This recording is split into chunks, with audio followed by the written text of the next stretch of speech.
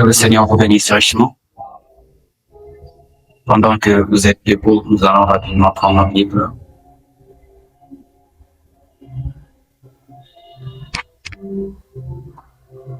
Prenez avec moi dans le livre de Colossiens chapitre 5, versets du 8 à 14.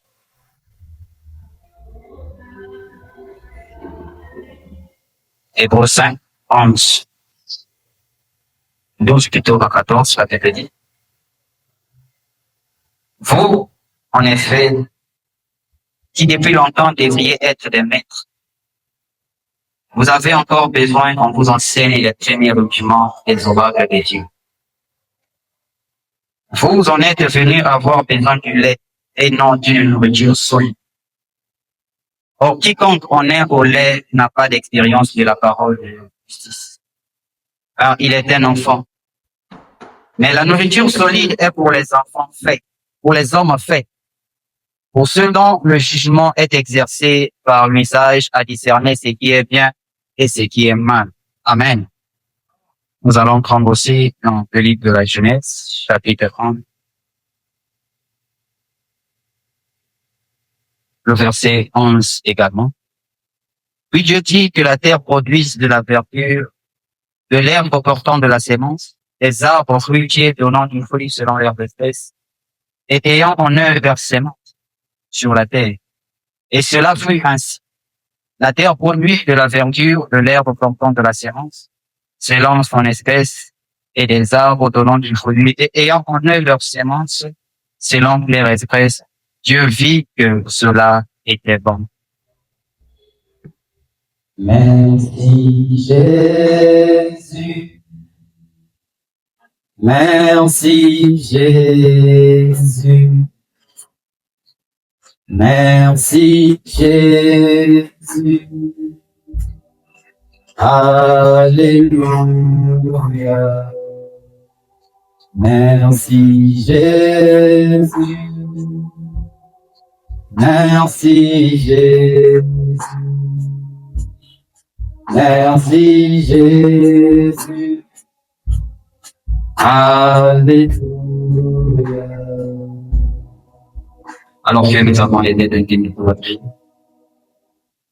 Seigneur Jésus-Christ est notre Dieu. Toi, le grand berger du troupeau. Seigneur, nous sommes tellement endettés que nous ne pourrions remplacer ou encore payer l'amour que tu as répandu dans nos cœurs. Nous nous sentons si indignes, Seigneur. Et nous te demandons, divin Sauveur, de nous purifier nos fautes ainsi que nos péchés, Seigneur. Fortifie-nous dans la parole qui va t'être apportée dans un lieu de gloire. Toi qui nous as fait la grâce de se retrouver de nouveau dans ta maison. Seigneur, c'est pour autant dire que tu nous connaissais dès avant la fondation du monde. Maintenant, Père éternel, nous avons levé le pouvoir vers toi. Et nos attentes, Père tout-puissant, n'est pas auprès des noms, mais nos attentes bien de toi, Jésus-Christ. Voilà pourquoi je te prie, éternel Dieu de gloire, de pouvoir dans sa langue de côté, Seigneur. Car rien de bon ne peut sortir d'un être en Père, Seigneur Jésus. Sinon que toi, si tu prends le corps et mal. Voilà pourquoi, laisse-le de quelques minutes que nous allons passer dans ta présence, Seigneur. Et tu sois celui qui va nous bénir, celui qui va nous toucher. Ôte-nous tout ce qui n'est pas de toi, Seigneur. Si jamais il y a quelque chose qui t'a détruit, nous te prions de nous pardonner. Prends le contrôle de la réunion du bêtise à la fin. Bénis les frères et sœurs de s'en bénir à toi ce soir. Et tous ceux qui, Père de gloire, partagent le temps qui est ici au milieu de nous. Seigneur, nous te bénissons également en passant et dans la prière. Prends le contrôle de la réunion du bêtise à la fin. Pour le nom parfait de notre Seigneur et Sauveur Jésus, de la grâce. Priez et vous faire Amen. Merci beaucoup, vous pouvez vous asseoir, que le Seigneur de cette place vous bénisse richement. Et nous sommes contents de se retrouver encore dans sa présence ce soir. C'est une grâce que le Seigneur nous a encore accordée. Amen. Et nous sommes reconnaissants à nos Dieu. Merci beaucoup, le frère Jovial, toi aussi, vous pouvez déjà le constater, il s'en retourne. Et il souffrait énormément. Il était sérieusement malade avec la panarine du dérangeait. Mais là, Dieu a fait grâce, vous êtes quand même bien important et nous sommes répartissants de Dieu pour cela. Amen. Alors, ce soir, nous allons commencer un sujet qui est un enseignement qui est un peu profond. Aujourd'hui, nous allons placer quelques bases et sur ce, j'aurais besoin de votre attention. Parce que c'est à votre attention qui est si capitale au sein des réunions. Et de tout ce qui va être dit ici, mes bien-aimés frères et sœurs, j'aimerais que vous soyez très attentifs, car cela pourrait bien vous aider. Sur ce, cet enseignement, je l'ai intitulé La maturité en Christ. Parce que vous devez savoir que, étant des chrétiens, étant fils et filles de Dieu, nous sommes appelés à une certaine maturité. C'est comme des enfants qui sont nés dans une famille. Et c'est comme tout enfant d'ailleurs, né, a besoin d'atteindre une certaine maturité. Amen. Alors, tel que vous venez de le constater dans le livre de Paul, chapitre 5, que nous venons de faire la lecture, vous allez remarquer que Paul est en train d'indexer une catégorie de gens. Paul était dans l'incapacité d'enseigner certaines choses simplement parce qu'il avait jugé que les niveaux des personnes qui étaient devant lui n'étaient pas assez conséquents pour recevoir l'enseignement qu'il s'apprêtait à leur donner. Alors, en cela, vous allez voir que Paul, quand il enseignait aux Éphésiens et quand ils enseignaient aussi aux Romains, il y avait comme une différence entre les enseignements qu'ils donnaient aux épaules. Parce que l'épître aux épaules, le prophète nous dit que Paul, quand il envoyait le livre aux épaules, il était en prison. Alors, on écrit bon le livre aux épaules, Paul est en train de souligner si on a fait. Il est en train de demander l'immaturité avec les épaules. Pourtant, les épaules, c'était plus entrés dans des écritures, mais en eux, il y avait une certaine immaturité. À tel point que Paul n'arrivait pas à leur enseigner les choses plus profondes. Voyez-vous, détail. Donc, étant nous des croyants également, nous sommes tellement arrivés à ce point-là que l'obligation de vous apporter le peu que Dieu veut mettre dans mon cœur, afin de vous amener à être des hommes faits, à vous amener à être des matures en Christ. Parce que les croyants pour fils et filles de Dieu, nous devons savoir faire la différence entre le fait d'être l'étude et la spiritualité. Je ne sais pas si vous dites amen. Donc, nous avons confondu ces deux termes. Ou encore, nous avons demandé de confondre ces deux façons de faire. Tu peux être religieux, mais loin d'être spirituel. Tout comme tu peux être spirituel, mais le fait d'être spirituel peut automatiquement apprendre à être aussi religieux. Mais ce que le projet est contre, c'est d'être religieux et non pas être spirituel. Maintenant, dans le processus d'arriver à être spirituel, il y a un parcours que Dieu avait pris le soin de tracer. Et dans le chemin que Dieu avait pris le soin de passer, c'est qu'il revient à chacun de pouvoir respecter le processus étape après étape, afin d'atteindre une certaine maturité, ou une certaine spiritualité. Il y a des choses que nous ne pouvons jamais pousser, des choses que nous ne pouvons jamais voir, des choses que nous ne pouvons jamais comprendre. Le monde spirituel, aussi longtemps que nous vivons, nous avons aussi monté. Et cela est valable pour tout chrétien et pour tout chrétien.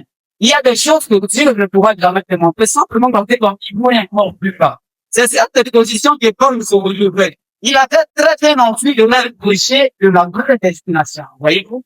Mais Paul s'est dit qu'il y a aussi des choses à baisser, des choses qui n'arrivent pas à entendre. Attends, mais plus de raisons, quand je les enseignerai en ce qui concerne la prédestination.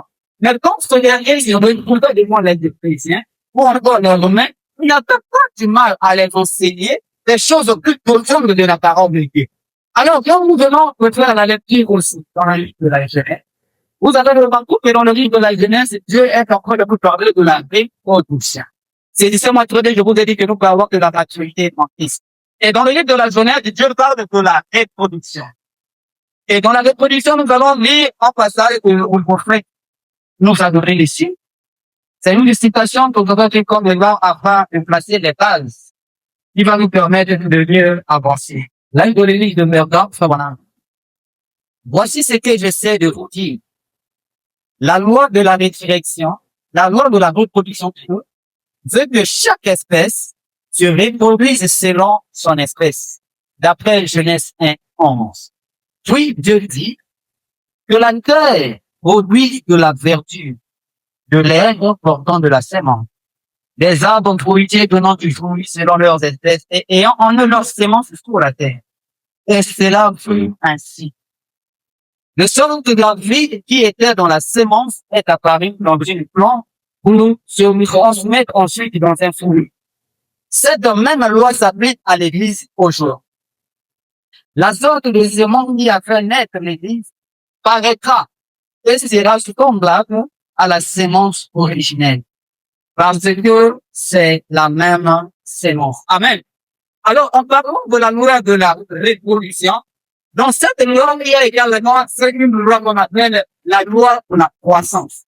Parce que non seulement les espèces doivent se reproduire selon leur espèce, mais toutes ces espèces sont emmenées aussi à atteindre une certaine croissance.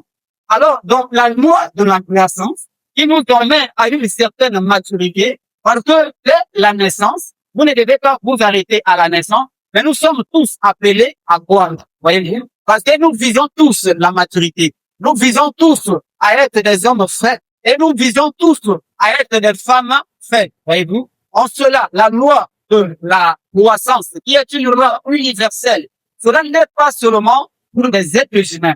Parce que Dieu, en prenant soin de prendre l'exemple de la vie organique, tout comme dans la vie des espèces comme les animaux, et il faudra faire de parallèles également maintenant.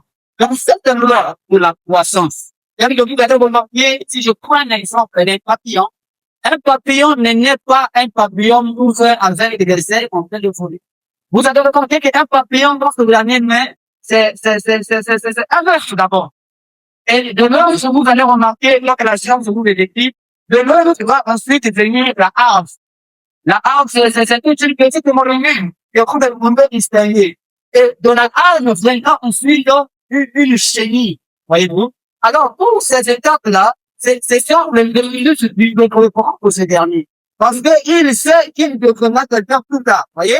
Alors, de la petite chenille, vous allez remarquer qu'il va maintenant se créer en poulet.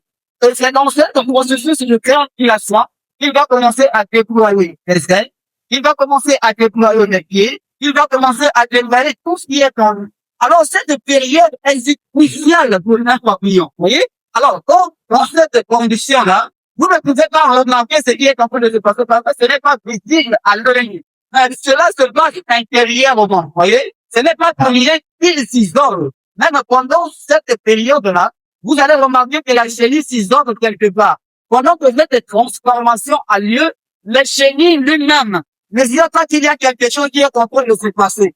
Et ensuite, quand il va finir ce processus-là, vous allez voir que c'est maintenant un papillon avec des ailes, un papillon tout beau que nous pouvons voir. Mais en regardant les quatre étapes que ce papillon a passé, voyez-vous, le étoffe, de la harpe, de ce commodité, de la chenille, jusqu'à devenir un papillon, ce n'était pas du tout facile. Et c'est de là que le peut-être faire le parallèle entre la vie de ce papillon et la vie d'un enfant. Voyez? Parce qu'un enfant, quand il est né, il a aussi quatre étapes que ce dernier parcours. Et il y a l'étape de l'adolescence, où nous allons d'abord commencer dès le début de la petite enfance, voyez, où nous allons voir un enfant qui est né. Voyez? Prenons de 0 à 12 ans. Il y a quelque chose qui se passe dans l'enfant. De 0 à 12 ans, qu'est-ce qui se passe dans la vie d'un enfant? Le prophète dit que de 0 à 12 ans, il y a quelque chose qui se passe dans le temps de l'apprentissage. C'est le temps où l'enfant est en train d'apprendre à se connaître, où il se développe physiquement, voyez-vous, où il y a des aptitudes qui entrent en nous. Mais dans l'étape de la connaissance, qui dépasse de 12 vers 18 ans, maintenant là, c'est un autre côté de développement, voyez-vous. Il dit, c'est maintenant, bon, nous l'avons ici aussi, écoutez le mardi. Il dit, c'est maintenant là que la réputation, ou encore la personnalité de l'enfant se construit autour de 12 à 18 ans. Nous parlons là de la connaissance de l'enfant. Et dans cette étape, le prophète dit, il y a quelques développements qui se fait aussi dans l'être humain. C'est-à-dire, dans le temps, il y a quelques développements physiques, émotionnels, intellectuels, voyez. Ce développement là, lui, il ne peut pas. Ce n'est pas encore le but. Mais quand il arrive à l'âge adulte, ou on peut appeler l'adulte majeur, voyez, maintenant, de l'adulte majeur, quelque chose s'installe maintenant en lui. Le prophète appelle ça une petite maturité. Mais ce n'est pas encore la pleine maturité. De 18 ans jusqu'à 25 et quelques années, ce n'est pas encore la pleine maturité parce que le dernier arrive à peine à reconnaître le côté full qu'il a. Voyez? Voilà pourquoi vous allez remarquer que chez les Blancs, quand un enfant atteint l'âge de 18 ans, ce dernier est libre d'aller au peuple, rester dans son coin, se marier, fonder sa propre famille. Le blanc arrivé à l'âge de 18 ans, il juge que l'enfant est déjà majeur. Donc tu peux le prendre au charge, tu peux prendre n'importe quelle décision en sous-entend que tu es déjà un homme fait. Mais d'après cela, madame, 18 ans pour un jeune n'est pas encore aussi suffisant que cela, vous voyez. Mais la maturité s'installe dans l'homme à partir de 30 ans. Voilà pourquoi Dieu, vous allez remarquer que dans la plupart des cas, Dieu a toujours utilisé des hommes à partir de 30 ans. Et s'il faut appliquer ce que je viens de vous dire dans la vie de Jésus, vous allez remarquer que de 0 à 12 ans, on vient de parler de Jésus comme ce dernier après à tout 12 ans. Parce que c'est à partir de là que comment on appelle, la personnalité de l'enfant commence à se construire. C'est à partir de là que ce dernier commence à prendre forme. C'est à partir de là que l'enfant connaît ce qui est bien et ce qui est mauvais. Ce n'est pas pour rien que vous allez remarquer que dans le synagogue, quand Jésus était encore le missionnaire en rapport avec les Écritures, il avait en face de lui les églises, il avait en face de lui ceux qui connaissaient plus les Écritures. Mais Jésus discutait avec ses pères papa en ce qui concernait les Écritures, parce que ce dernier avait déjà une petite connaissance. Parce que de 0 à 12 ans, c'est l'étape de l'apprentissage, où beaucoup de choses s'apprennent. Le langage de visite que de vous voyez, mais de 12 ans, on ne revient pas parler de Jésus comme il avait 30 ans. Maintenant, posez-vous la question. De 12 ans à 29 ans, où était la fille? Vous voyez? De 12 ans à 29 ans, où peut passer Jésus? Parce que la Bible nous parle de Jésus de 12 ans, et il vient nous parler de Jésus quand il atteint 30 ans. C'est pour autant dire que c'était à l'âge de 30 ans, que Dieu avait jugé bon, que Jésus avait déjà atteint la maturité. Ce n'est pas pour rien que la promesse dont il nous a été dit que un enfant nous est né, vous voyez, mais un fils nous est né. Donc, il y a aussi une différence entre le fait d'être un enfant et le fait d'être un fils. Parce que tout enfant n'est pas fils. Est-ce que vous saisissez cela? Tout enfant n'est pas un fils, mais tout fils était un enfant. Voyez? Alors, Jésus qui était un enfant, il était le fils de Dieu. Mais la création fils, d'après les Hébreux, ne s'applique pas simplement par l'appartenance familiale. Tout enfant, comme je vous ai dit, peut être fils, mais tout fils n'est pas enfant. Maintenant, un enfant, on est deux. Il veut dire un enfant. Il fait référence à l'appartenance familiale, à ce que vous avez comme Morisson, est dans votre peine. Mais pour les Hébreux, quand on parle de fils, ils font plus allusion à la maturité. Voyez? Parce que cet enfant a déjà acquis comme expérience de la vie. Ce n'est pas pour rien que vous allez remarquer dans l'Ancien Testament, quand un papa voulait céder son héritage à un enfant, il remettait ce dernier entre les mains d'un administrateur. C'était l'administrateur qui était le mieux placé pour enseigner cet enfant les choses dont enfant. C'est à l'administrateur de revenir vers le père après un temps marqué de l'enseignement pour dire à papa que si cet enfant est admis à être un héritier ou pas. Si cet enfant n'arrivait pas à accumuler toutes les leçons de l'administrateur, le dernier est obligé de dire à papa, c'est en fait un enfant, oui, mais celui-ci n'est pas dit d'être encore un héritier. Et le papa changeait l'enfant. Vous voyez? Alors, Jésus, quand il est baptisé, dans les jours du jour, alors qu'il se faisait baptiser par le prophète Jean-Baptiste, vous allez remarquer que de la voix devenant que celui-ci est mon fils, bien aimé, en qui j'ai mis tout ma confiance. Mais pour moi, pendant tout ce temps, Jésus était toujours un enfant de Dieu. Il était toujours enfant de Dieu, mais il n'était pas encore fils de Dieu, parce qu'en lui, il n'avait pas encore une certaine maturité. Voilà pourquoi fils est fils de Dieu, de l'homme. Cette approbation-là n'est pas pour tout le monde. Et si l'entend que vous êtes encore enfant en Dieu, vous n'êtes pas encore héritier. Vous héritier de toutes les promesses que Dieu nous a faites. Dieu nous appelle à une certaine maturité. Il y a des choses beaucoup plus profondes que l'Église est censée entendre, mais pourquoi l'Église ne peut pas entendre ces choses? Parce que simplement, votre niveau est encore à l'état ou même pas appréhender ou comprendre les missions de la parole de révéler, puis obligatoirement être approprié à être accordé dans l'Église. Mais aussi, l'endroit que vous le souvenez en mesure de pouvoir emmagasiner ces choses, mais bien aimé. Voyez-moi, vous resterez toujours des bébés spirituels. Je ne sais pas si vous dites amen. Vous resterez toujours dans des faits spirituels. C'est donc évident que quand Paul nous dresse cette lecture, il va aller plus loin. Dans le livre de Galates, chapitre 2, je vous ai dit que nous allons être très bibliques et nous allons recopier aussi le passage biblique que nous allons lire, car cela va vous aider également. Prenez avec moi dans le livre de Galates, chapitre 4.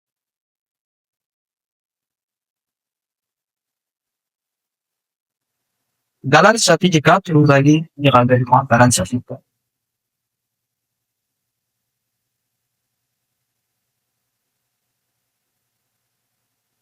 Écoutez ce que la Bible dit dans Galates chapitre 4, le verset 6.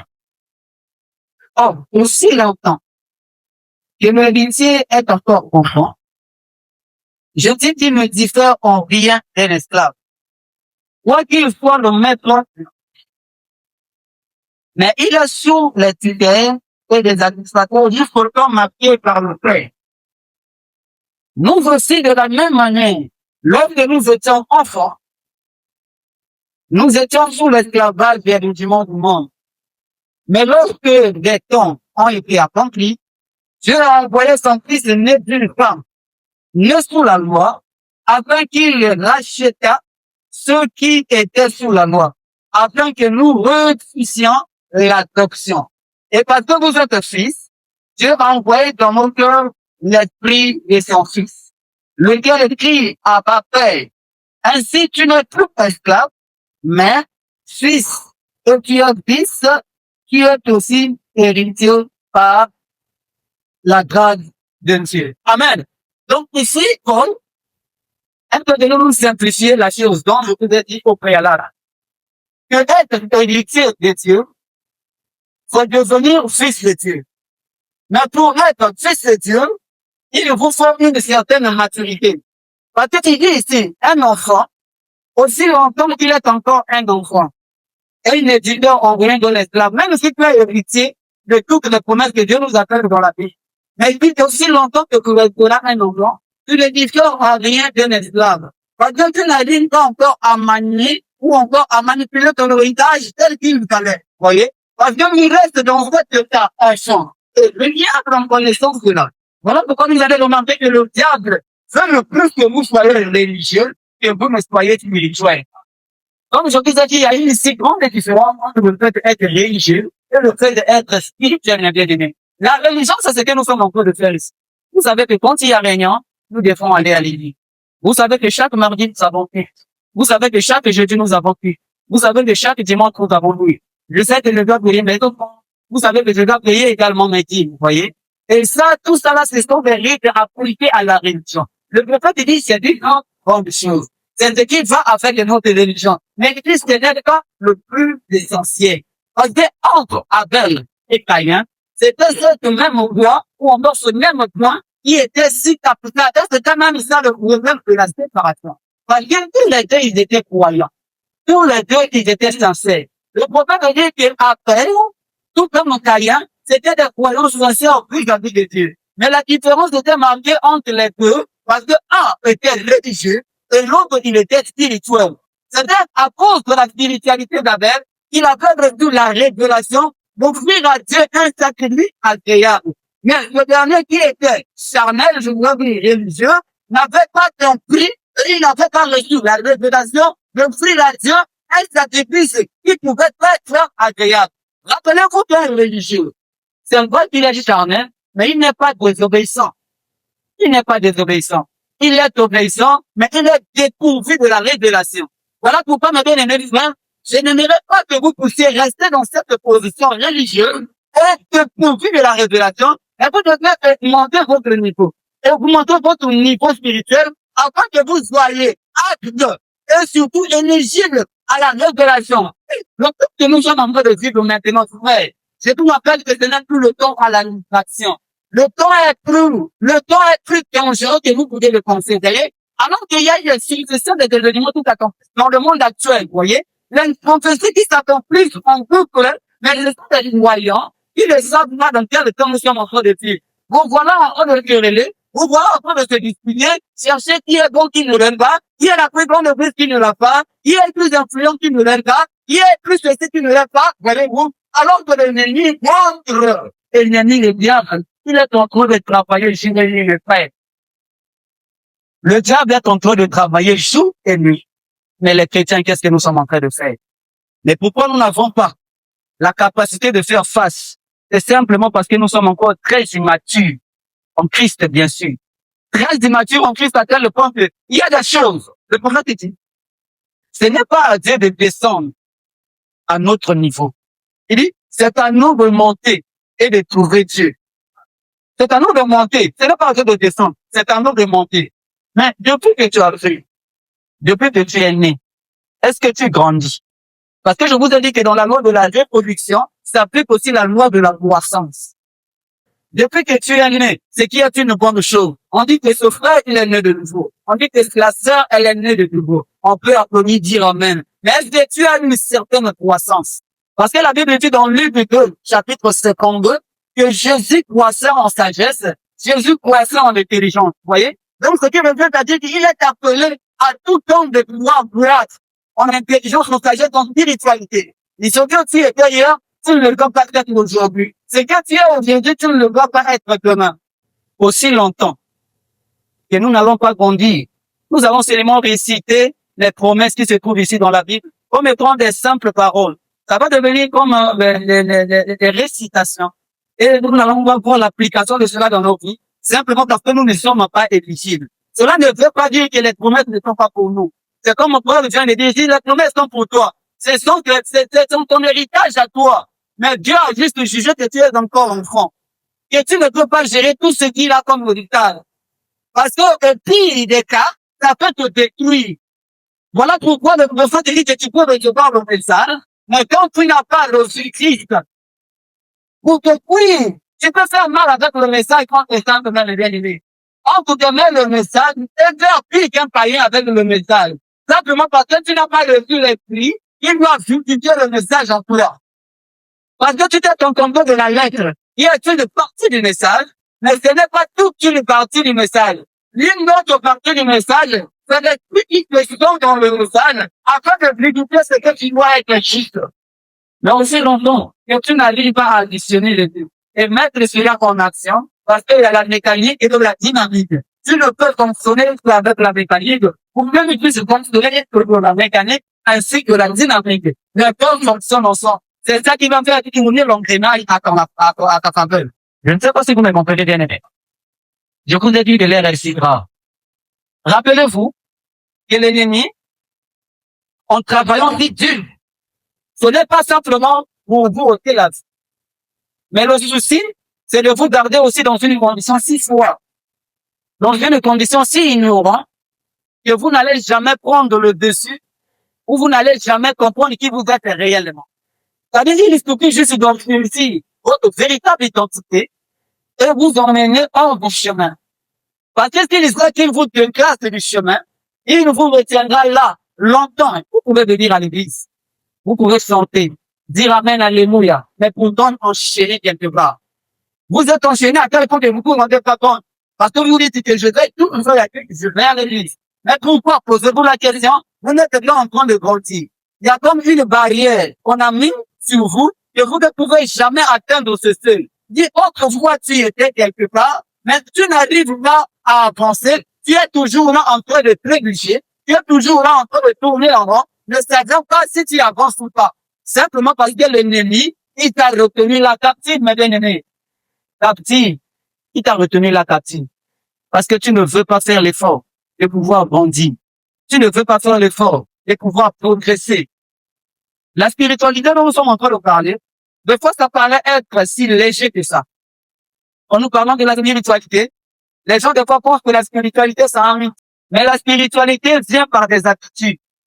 On dit que la motivation te fait commencer, mais ce seront les habitudes qui te font persévérer. Parce que tu ne peux pas être conséquent dans ce que tu fais si tu n'as pas les habitudes de répéter la même chose. Si tu n'as pas les habitudes de répéter la même chose. Il y a des gens des fois qui prient la nuit quand ils font seulement un mauvais rêve. Quelqu'un fait un mauvais rêve, des fois il se réveille en sursautant. C'est là que vous le voyez en train de prier. Mais s'il ne fait pas un mauvais rêve, il peut dormir de 18 heures à l'eau, sans rien faire. Et demain, il continue, ça marche comme ça. Il ne peut même pas prier avant de sortir. Il va faire ce qu'il a fait et il rentre comme ça. Il sait que demain, il y a plus, je vais à l'église. Il chante, il prie, il ressort, il continue sa vie quotidienne. Mais mes frères, croyez-moi, c'est dangereux.